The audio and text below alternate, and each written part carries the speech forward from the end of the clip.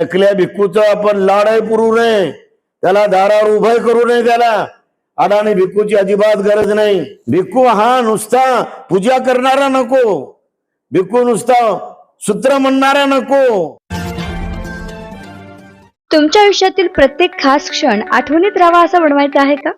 गौरी मंडप डेकोरेटर्स आहे ना. नागलोक असोसिएशनच्या वतीने पिंपळगुरव येथील निळू फुले सभागृहामध्ये महापुरुषांच्या संयुक्त जयंतीचा कार्यक्रम आयोजित करण्यात आला होता. या संयुक्त जयंती कार्यक्रमाच्या निमित्ताने माजी न्यायमूर्ती अनिल वैद्य, त्याचबरोबर ज्येष्ठ सामाजिक कार्यकर्त्या पौर्णिमा काटकर आणि पूज्य भदंत डॉक्टर खेमू धम्मो यांच्या व्याख्यानाचा कार्यक्रम आयोजित करण्यात आला होता. सर्व प्रकारच्या अनुशयमधून मुक्त झालो, वास्तववादी प्रचार प्रसाराच्या मार्गाला समर्पित असलेले नागलोक असोसिएशन पुणे यांचे या ठिकाणी मी अभिष्ट चिंतन करतो. त्यांना आयुष्य, आरोग्य, बल, सुख मिळावं, समृद्धी मिळावं अशी मी मंगल कामना करतो. धम्म चळवळीला हे गतिमान करण्यासाठी काय करावं लागेल आपल्याला? आपली धम्म चळवळ फार कासव गतीनं चाललेली आहे. ते आपल्यामुळेच. आपल्यामध्ये जर तेज जास्त निर्माण झालं तर सर्व गती बंद करते ती. त्यामुळे आपल्यामध्ये तेज निर्माण झालं पाहिजे. यासाठी आपलं तेज हे कायमचं बाहेर गेलं पाहिजे, बाहेरच्या लोकांपर्यंत गेलं पाहिजे, लोकाभिमुख गेलं पाहिजे. आपल्यामध्ये 5 प्रकारचे तेज निर्माण झाले पाहिजे प्रथमतः. आणि ते तेज म्हणजे धम्म इंद्रिय, धम्म बल, श्रद्धा धम्म इंद्रिय, वीर्य धम्म इंद्रिय, समाधी धम्म इंद्रिय, प्रज्ञा धम्म इंद्रिय आणि स्मृती, जागृती, सजगता हे धम्म इंद्रिय 5 आपल्यात कमालीचे जागले पाहिजे, वाढले पाहिजे, वर्धन झाले पाहिजे, परिपक्व झाले पाहिजे. आणि त्यासोबत ते धम्म बल जी आहेत आपल्या आतमध्ये सुप्त आहेत.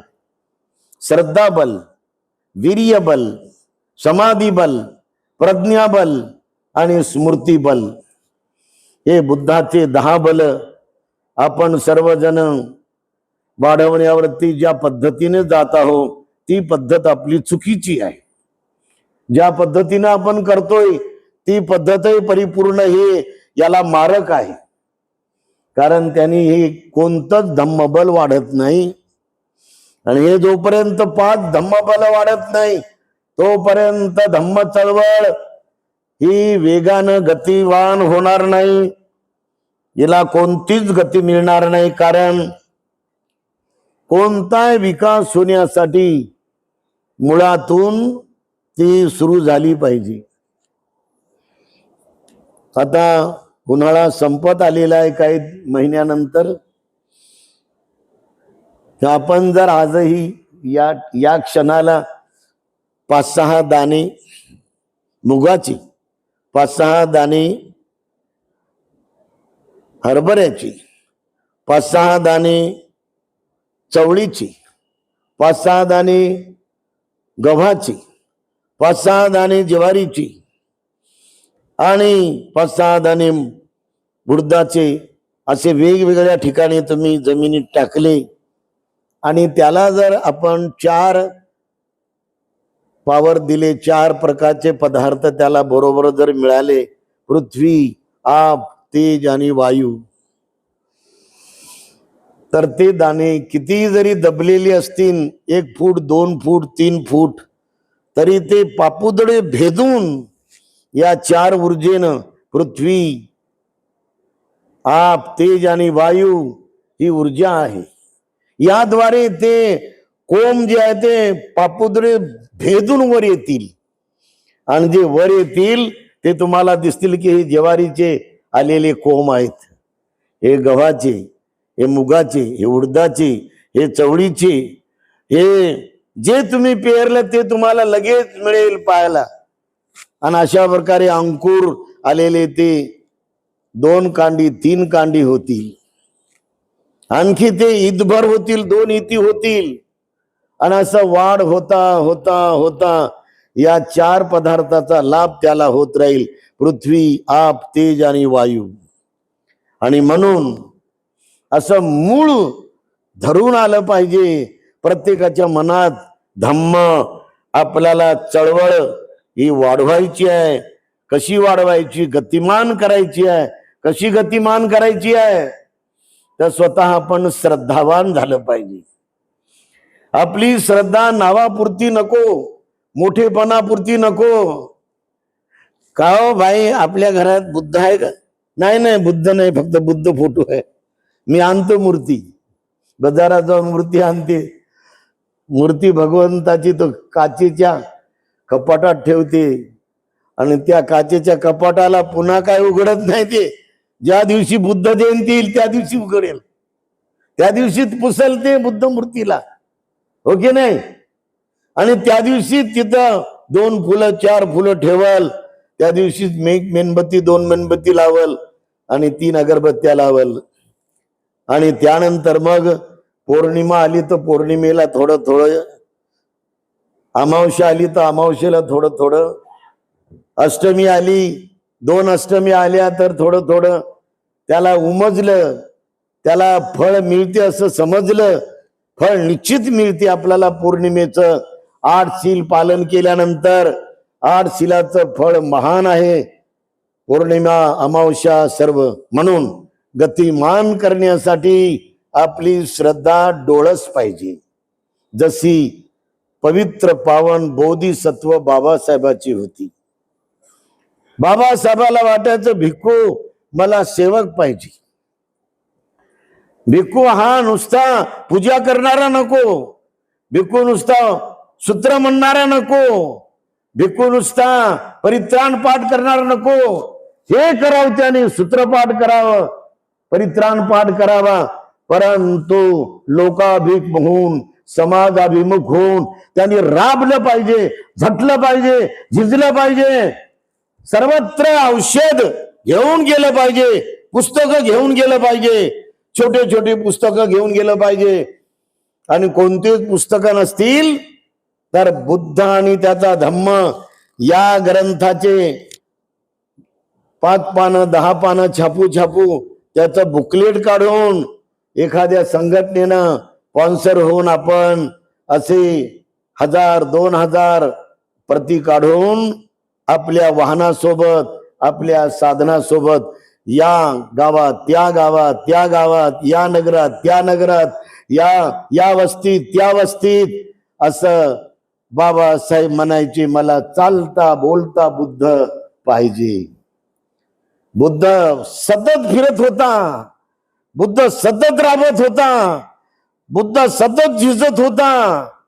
बुद्धासारखा कोणीच झिजला नाही, बुद्धासारखा कोणीच राबला नाही, बुद्धासारखा कोणीच अहो रात्र लोकांसाठी लोकांच्या जवळ गेलाच नाही. कोणी संत गेला नाही, कोणी बुवा गेला नाही, कोणी महाराज गेला नाही, कोणी अवलिया गेला नाही, कोणी ब्राह्मण गेला नाही, कोणी ब्रह्मा गेला नाही, कोणी इंद्रिय गेला नाही. कोणता देव आणि देवता किंवा आपण जे म्हणाल ते कुणी गेला नाही, फक्त बुद्ध गेलेला आहे. वयाच्या 35 वर्षापासून तर वयाच्या 80 वर्षापर्यंत फक्त बुद्ध फिरला. म्हणून बुद्धासारखा सदृश्य असा भिक्खू आपला फिरणारा पाहिजे. त्याने नुसते जेवणावर ताव मारायचं काम करू नये आणि नकल्या भिक्खूचं आपण लाडाई पुरवू नये, त्याला दारावर उभं करू नये. त्याला अडाणी भिक्खूची अजिबात गरज नाही. यासाठी जाणकार, विद्वान, धनवान, महान, करोडपती, लखोपती यांनी भिक्खू संघासाठी ट्रेनिंग सेंटर निर्माण करून परदेशी संघटनेचे बौद्ध भिक्खू इथे आपण बोलवले पाहिजे. परदेशी संघटनेचे इंग्रजी, हिंदी, मराठी, पाली आणि त्या देशाची भाषा बोलणारे सर्व देशादेशाचे तळमळीचे भिक्खू इथं बोलवले पाहिजे आणि त्यांच्यातून त्या भिक्खू संघटनेच्या बलातून जसे बाबासाहेब म्हणले की सर्व देशाच्या भिक्खूंनी भारतात येऊन इथे बुद्धाचा प्रचार करावा, इथे बुद्धभूमी ही प्रचारासाठी लायबल आहे, अत्यंत अनुकूल आहे, म्हणून त्यांनी इथे यावं, इथे येऊन राबवावं असं माझं आव्हान आहे. आणि म्हणून भगवान गौतम बुद्धाचा भिक्खू संघ हा जसा 2500 वर्षापूर्वी राबत होता, सारीपुत्त जर रस्त्याने चालला तर मोठे मोठे पंडित, विद्वान, बहुश्रुत, नाना प्रकारचे विचारवंत त्यांना म्हणायचे की हे सारीपुत्त आहे. बरं बघू यांच्यामध्ये सहनशीलता आहे का हो? बघू बरं यांच्यात किती सहनशीलता आहे सारीपुत्तामध्ये. तर एक ब्राह्मण एकदम असा खवळला, रागानं, क्रोधानं, द्वेषानं, बघतोच म्हणे मी आता सारीपुत्तामध्ये किती सहनशीलता आहे. आणि मागून तो असा तर तर तर तर गेला आणि कसून त्यांनी त्यांच्या पाठीमध्ये जोरदार एक थापड मारली बघा, आणि पुन्हा दुसरी मारली. त्यांनी जेवढी शक्ती असेल तेवढी त्या शक्तीनं मारली. सारीपुत्ताला काय पडलं की नाही याचं काही लक्ष नाही, ते तर पुढंच चालले. शेवटी त्याच ब्राह्मणाला पश्चाताप झाला, अरे अरे एका निरागस, एका निर्मळ, एका निर्विकार अशा अरहंत भिक्खूला मी थापड मारली, पाठीवर मारलं, किती वाईट आहे. किती माझ्या मनातला हा क्रोध विकार, किती माझ्या मनातला द्वेष विकार, यातून मी हे कर्म केलं. त्याला पश्चाताप झाला. त्याने जाऊन पाया पडला, तो हात जोडून त्यांचं मनकट पकडलं आणि त्याने धरून इकडं आणलं, घरी बसवलं. तिथं क्षमायाचना मागितली. ओकास वंदामी भन्ते द्वारतं येनं कत्तं सब्बं अपराध क्षम तुम्ही भन्ते द्वितीयंपी तृतीयंपी. आणि त्यांचं पात्र जेवणानं भरून त्यांच्या मांडीवर ठेवलं. भन्ते भोजन घ्या. अधिवासे तनु भन्ते भोजनं परिकप्पितं अनुकंपं उपादाय परिगन्नातमुत्तमं द्वितीयंपी तृतीयंपी. आणि भन्तेजींनी भोजन घेतल्याबरोबर तो हात जोडून बसला, म्हणाला, भन्तेजी मला माफ करा, मी तुमची परीक्षा घेण्यासाठी मी असं हे अत्यंत गलिच्छ कृती केलेली आहे. अशा प्रकारचा भिक्खू ज्याचा आज 2570 वर्षानंतरही प्रत्येक समाजावर दीर्घ प्रभाव आहे. म्हणून भिक्खू मिशनरी पाहिजे, राबणारा पाहिजे, झटणारा पाहिजे, झिजून धम्म प्रचार करता करताच तो मेला पाहिजे. अशा भिक्खू संघाची गरज आहे. आणि म्हणून संघटनेनी, विद्वानांनी, पंडितांनी, अमीर लोकांनी, करोडपती लोकांनी, अब्जपती लोकांनी आपल्या समाजाच्या आपला पैसा दुसरीकडे न उधळता भिक्खू संघासाठी इथे 2 मजली, 3 मजली, 4 मजली आपण ट्रेनिंग सेंटर उभे करून भिक्खू संघाच्या संघटनेला दान करावं. वास्तविक हे काम बुद्धगवरून फार चांगलं चाललं असतं, परंतु खेद वाटतो की पहिल्या बिहारच्या मुख्यमंत्र्यांनी बीटी ऍक्ट पास केल्यामुळे जबरदस्तीने आपले सारे पंख त्यांनी काटून टाकले. आज एका महिन्याला करोडो रुपये येतात आणि ते सारे सरकारच्या तिजोरीत जातात. आणि मधातले ते काही 4 सदस्य आहेत ते सारं गिळंकृत करतात, खिशे भरतात. तेव्हा तर काही समजतही नव्हतं. जेव्हा तिथे कोणी जात नव्हतं तर काही बौद्ध लोक, बौद्ध कुटुंब China, Singapore, Malaysia, Thailand, Burma, Sri Lanka आणि वेगवेगळ्या सेन्सिटिव्ह बौद्ध लोक तिथं जोडप्याने यायचे. तर भगवान बुद्धाला तिथे त्या बौद्ध वृक्षाजवळ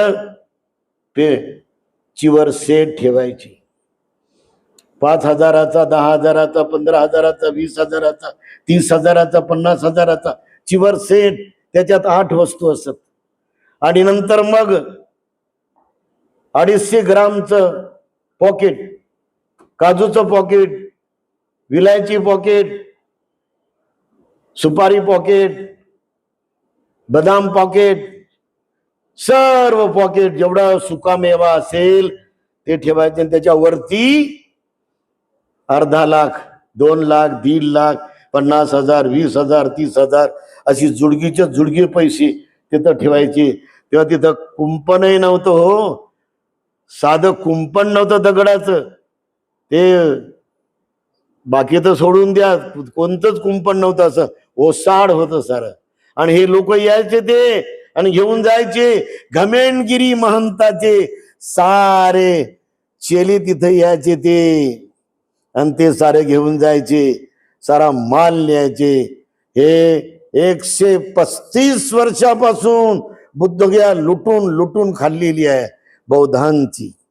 आणि म्हणून आपली धम्माच्या चळवळीला जे भिक्खू संघ तिथून निर्माण करायचा होता ते काम कोणतंच करता नाही आलं ना. आता आपला लढा एवढा भडकत चालला, एवढा पेटत चालला की सारी बुद्धी चालली त्याच्यात, पैसा चालला, वेळ चालला.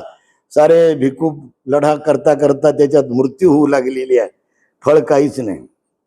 कारण राजे लोक हे शासन करू लागले. त्यांना बदलणं किती कठीण आहे. बीटी ऍक्ट बदलणं किती कठीण आहे.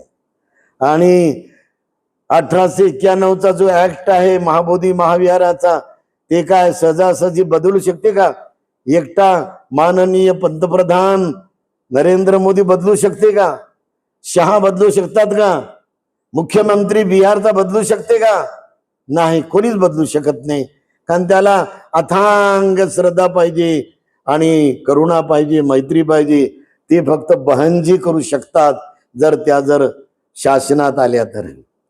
आणि म्हणून धम्म चळवळ जर गतिमान करायचे असेल, डेडिकेट लोक पाहिजेत, उपासक डेडिकेट पाहिजे, सॅक्रिफाय पाहिजे, स्वतंत्र तो फिरायला पाहिजे. तो त्याच्यासोबत कोणतं लचाण नको, कोण्या भिक्खूची स्वतःची मालमत्ता नको, स्वतःच कोणतंच पूर्णपणे खातं नको, त्याची स्वतःची स्वतंत्र ही सोसायटी सुद्धा नको, रजिस्ट्रेशन सोसायटी पण नको, त्याचा पण तो मालक नको. जसा बुद्धाचा भिक्खू अश्वजित कौंडण्य वप्प भद्रीय महानाम फिरले आणि त्यांनी 60 भिक्खू तयार केले. असे फ्रीडम भिक्खू पाहिजे, स्वतंत्र भिक्खू पाहिजे. कुठे गुंतलेले, हे माझं विहार, हे माझी जमीन, हे 50 एकर जमीन, हे माझं 10 कोटीचं बुद्ध विहार, असं माझं माझं माझं मी मी माझं मी माझं मी माझं मी याच्यामध्ये गुंतलेला भिक्खू धम्म प्रचार प्रसार, धम्माची चळवळ अत्यंत वेगाने नेऊ शकत नाही. आणि म्हणून मी आणि माझ्या याच्यातून तो परिपूर्ण मुक्त पाहिजे. तेव्हा धम्माच्या चळवळीला गती आल्याशिवाय राहणार नाही. जेव्हा मी त्या काळात तरुण भिक्खू होतो, मी 22-23 वर्षाचा होतो आणि 4 व्हीलर घेऊन फिरत होतो. 1982 पासून तर पूर्ण 40 वर्ष मी फिरलो. 2013 पर्यंत गाव ढळून काढले मी, खेडे पाडे ढळून काढले मी, एक ना एक राज्य ढळून काढलं मी. आणि जिथे जागा जायला रोड नाही तिथे डोक्यावर लाऊडस्पीकर घेऊन, पाठीवर पुस्तकं घेऊन त्या गावात पोहोचलो आम्ही. हे काम केल्यामुळे मी एवढ्या पूर्ण वस्तुनिष्ठ शब्दांनी आणि तळमळीने आपल्या पुढे मांडत आहोत. आपल्या पुढे हे पूर्णपणे दर्शन देता विचाराचं आपण सर्वजण हे काम करावं. धम्म चळवळ गतिमान करण्यासाठी त्या कुळातले कुलवंत विद्यार्थी बालपणापासून भिक्खूला दान दिले पाहिजे. कारण त्या कुळातले तरुण मुलं जोपर्यंत येत नाही धम्मासाठी तोपर्यंत धम्म गतिमान होऊ शकत नाही. कोणत्याही देशामध्ये आज त्या कुळातला मुलगा दान दिला जातो. ते बालपणापासून आई वडील त्याला ते भिक्खू बनायचं, त्याला पूर्ण इमॅजिनेशन शिकवतात, त्याला शील शिकवतात, त्याला सेवा शिकवतात, त्याला राबणं शिकवतात, त्याला विनय शिकवतात, त्याला नम्रता शिकवतात, त्याला ध्यान शिकवतात. त्याचं मन हे चिखलासारखं असते. आई आणि वडील क्रिएट करतात, त्याला बराबर वळण लावतात. आणि जसं पोरग समजदार झालं, 5वी मध्ये आलं, ते लगेच त्याला साम्येर दीक्षा देऊन विहारात ठेवल्या जातं. आणि तिथं परिवेन मध्ये तो मॅट्रिक 11वी 12वी BA MA पर्यंत MPhil PhD पर्यंत तिथं राहतो. नंतर तो प्रचार करतो. अशा प्रकारे आपल्या समाजानं जे बौद्ध म्हणतात, जे जैन म्हणतात, जे आंबेडकरवादी म्हणतात, त्याने आपला एक मुलगा बुद्ध धर्माच्या प्रचारासाठी बालपणापासून जन्मल्यानंतर जसं त्याला कळतं हे हिरवा रंग, हे पिवळा रंग, हे काळा रंग, हे लाल रंग, हे चव, हे तुरट खरट, या ज्ञानापर्यंत जेव्हा तो येतो तेव्हा त्याला वळण लावणं सुरू केलं पाहिजे. आणि तो त्याला गोडी लावली पाहिजे की भिक्खू बनणं किती महान आहे. आणि त्याच्यातून आपल्या अखिल भारतीय देश लेवलचा भिक्खू संघ चांगला तयार होईल. आणि त्याच्यातून आपली धम्म चळवळ, हे धम्म चळवळीचं जे अंग आहे, एक एक अंग असं फैलावत जाईल. जसं मुळाव्याला पूज्य भदंत धम्मसेवकजी यांनी धम्मदूत बुद्धविहार उभं केलं. आज ते 10 कोटीचं बुद्धविहार झालं. परंतु जेव्हा तिथं काहीच नव्हतं, साडं शेड होतं, साडं नुसतं पत्र टाकलेलं शेड होतं सिमेंटचं, आणि अवतीभोवती सिमेंटच्या भिंती होत्या. तेव्हा तिथं आम्ही मुलांना पूर्ण संस्कार देत होतो, 5वा वर्ग ते 10वा वर्ग. तर त्याच्यातून आमचे 25-30 भिक्षू आज चांगले धम्म प्रचारक झाले. माझा स्वाभिमान वाढवला. आमचे भदंत करुणानंद, भदंत धर्मानंद, भदंत धम्मबोधी, भदंत नागसेन, भदंत ज्ञान भक्ती, भदंत विशुद्धानंद बोधी, भदंत वेगवेगळ्या प्रकारचे 25 भिक्षू आपले चांगले आज धम्मप्रचार करत आहेत. ज्यांना कोणता डाग लागला नाही, ज्यांची मनाची अवस्था ही फार संयमित आहे, नम्रवान आहे, सहनशील आहे. भिक्खू हा खूप भगवान गौतम बुद्धाच्या धम्मविनयाचा परिपूर्ण हा शास्ता म्हणून त्यांना, त्या धम्मविनयाला शास्ता म्हणून त्यांनी भिवून वागलं पाहिजे. की धम्मविनय तोडला तर माझा धम्म तुटून माझा नाश करेल आणि माझं जीवन सुखात ठेवणार नाही, अशी भीती त्यांनी बाळगली पाहिजे. आणि यामुळं खूप बारीक बुद्ध धम्मामध्ये शिलानं संपादित झालेला, शिलानं परिपक्व झालेला, समाधीनी परिपक्व झालेला आणि प्रज्ञेनं परिपक्व झालेला महाप्रज्ञावंत, करुणेनं, मैत्रीनं आणि तळमळीनं व त्यागानं अमर्याद असा भरत पूर्ण भरलेला, तज्ञ झालेला असा भिक्खू संघ धम्माची चळवळ निश्चितच बाबासाहेबांच्या दृष्टिकोनातून तो वाढवल्याशिवाय राहणार नाही, असा माझा पूर्ण विश्वास आहे. त्यातलं मी उदाहरण देतो. बिडी विकायला गाड्याच्या गाड्या पळतात, 4 व्हीलर. दारू विकायला गाड्याच्या गाड्या आहेत की नाही. तंबाखू विकायला गाड्याच्या गाड्या फिरतात, 4 व्हीलर. आणि गुटखा विकायला गाड्याच्या गाड्या आहेत.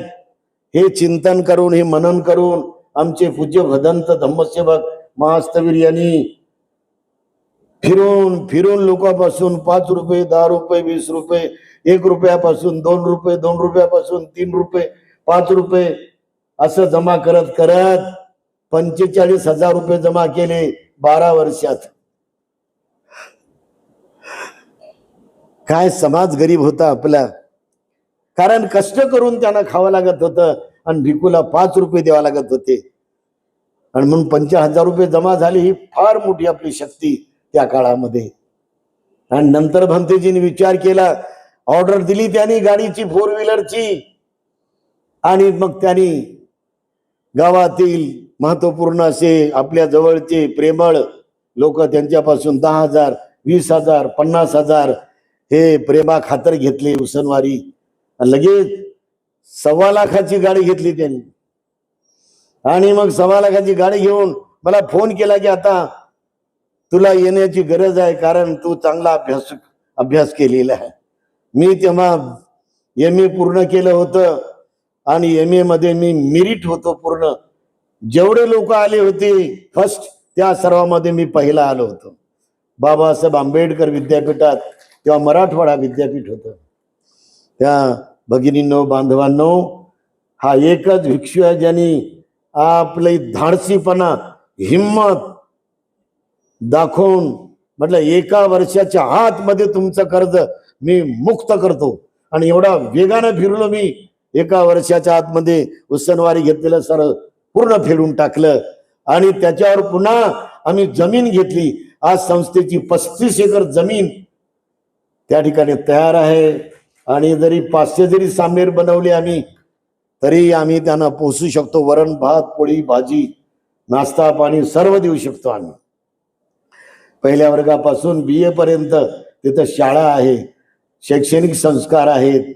आणि त्याशिवाय तिथे ध्यान साधना शिकवल्या जाते. तर असं हे छोटंसं केंद्र आपण बनवलं, परंतु चांगलं बनलं. तर आज भागाभागामध्ये जसं पुणे विभाग आहे, तर चंद्रपूर विभाग आहे, जसं भंडारा विभाग आहे, जसं नागपूर विभाग आहे, जसं गोंदिया विभाग आहे, जसं अमरावती विभाग आहे, जसं अकोला विभाग आहे, जसं वाशिम विभाग आहे, अशा वेगवेगळ्या भागामध्ये आपलं 3 मजली इंटरनॅशनल बुद्धिस्ट भिक्खू ट्रेनिंग सेंटर, स्वामनेर ट्रेनिंग सेंटर पाहिजे. आणि तिथे आपण परदेशातून संबंध जर जोडले तर आपण किती मोठा भिक्खू संघ आपल्या आवाजाला मदत करेल, प्रतिसाद देईल, अशी मला आशा वाटते. परंतु भिक्खू असा बनवला पाहिजे आपण, जो आईत खाऊ नको, खाऊन पूर्ण घोरत झोपा काढणारा नको. जेवल्यानंतर तो असा फिरला पाहिजे. तो मी जेवण झाल्याबरोबर तुम्हाला सांगताना आनंद होतो की मी जवळजवळ 8 गावं करत होतो. मी दिवसाचे मी 9 गावं, 10 गावं, 12 गावं करत होतो मी 1-1 घंट्याचे. कधी रात्री 2 पर्यंत माझे प्रवचन चाललेली आहेत. अकोला जिल्ह्यात, बुलढाणा जिल्ह्यात हा रेकॉर्ड आहे. आणि म्हणून आपल्या सर्वांना आवाहन करतो की प्रत्येक जिल्ह्याची बलाढ्य बौद्धांची संघटना आपण उभी करायची. श्रीमंत बौद्धांना आपण प्रेमानं हात जोडून त्यांना सांगायचं की आम्ही इंटरनॅशनल बुद्धिस्ट भिक्खू ट्रेनिंग सेंटर उभं करू इच्छितो, स्वामनेर ट्रेनिंग सेंटर उभं करू इच्छितो. आपण सर्वजण याच्यात सहभागी व्हावं आणि हातभार लावावा. बाबासाहेबांच्या स्वप्नातला नव्हे, बाबासाहेबांच्या महत्वाकांक्षी या महान अशा उद्देशाचा अखिल भारतीय स्तरावरला भिक्खू संघ निर्माण करण्यासाठी सर्वांनी धन द्यावं, पैसा द्यावा, डोकं द्यावं, बुद्धिमत्ता द्यावी, तळमळीनं काम करावं, झटावं, झिजावं. घरात बसून गप्पा मारू नये, घरात बसून वैचारिक आंदोलन करू नये. प्रत्यक्ष राबावं. प्रत्यक्ष राबल्याशिवाय आपला धम्माचा, चळवळीचा कोणताच विकास होऊ शकत नाही. प्रत्येक व्यक्तीने राबलं पाहिजे. हे न्यायाधीश साहेबांचा असा एक न्यायाधीश आमच्याजवळ होता, सतरंजा उचलायचा. सतरंजा मी प्रवचन दिल्यानंतर सतरंजा उचलल्या न्यायाधीश साहेबांनी. तर बाकीचे लोक म्हणायचे न्यायाधीश साहेब सतरंजा उचलू लागले, झटकू लागले, तर लोक पळत यायचे. असा प्रभाव पडतो. आणि म्हणून मोठा माणूस ज्या पदावर बसल्या त्या पदावरून त्याने प्रचंड राबलं पाहिजे, प्रचंड झिजलं पाहिजे. ज्या रूपामध्ये झिजता आलं त्या रूपात झिजलं पाहिजे. ज्या रूपामध्ये तुम्हाला तिथं सहयोग करता आलं त्या रूपामध्ये सहयोग केला पाहिजे. तुम्हाला पैसे देता आले तर पैशाच्या रूपात केला पाहिजे. तुम्हाला जमीन देता आली तर जमिनीच्या रूपात देता आपण सहयोग केला पाहिजे. तुम्हाला डोकं देता आलं तुमचं बुद्धिमत्ता तर ते डोकं दिलं पाहिजे. तुम्हाला भावना देता आली आणि क्रिएट करता आलं, बनवता आलं तर तुम्हाला ते बनवता आलं पाहिजे. याप्रमाणे डॉक्टर बाबासाहेब आंबेडकर हे मला चालता बोलता बुद्ध पाहिजे हे जे त्यांचं विधान आहे ते प्रत्यक्ष भिक्खू संघाबद्दलच होतं. आणि म्हणून आपण निव्वळ टिंगलटवाळ्या करण्यापेक्षा, भिक्खूवर टीका टिप्पणी करण्यापेक्षा, भिक्खूवर आपण वरबडे आणि खूप हल्ले करण्यापेक्षा करून दाखवा. तुम्ही भिक्खू संघासाठी काय करता तुम्ही करून दाखवा जिल्ह्याला. हे माझं तुम्हा सर्वांना आव्हान आहे. टीका करू नका, टीका करण्याचा वेळ नाही. टीका टिप्पणी करू नका, उखाळा पाखाळा काढू नका, कोणते दोष पाहू नका. गुण दाखवा तुमचे. धम्म चळवळीसाठी तुम्ही अखिल भारतीय भिक्खू संघ तयार करायला काय काय करू शकता तुम्ही, यासाठी आपल्या सर्वाला मी हे आव्हान देत आहो. सर्वांचं मंगल हो, सर्वांचं मंगल हो, सर्वांचं मंगल हो.